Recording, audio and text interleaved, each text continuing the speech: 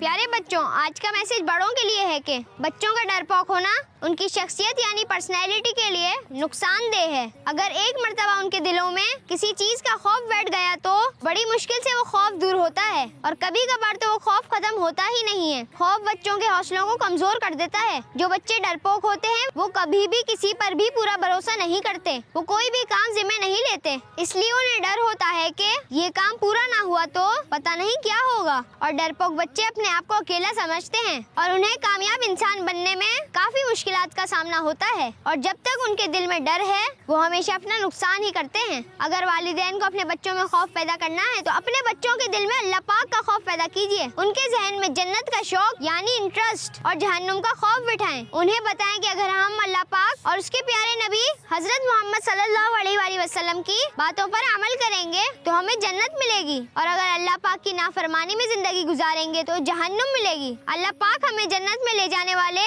اعمال کرنے والا بنائے، آمین۔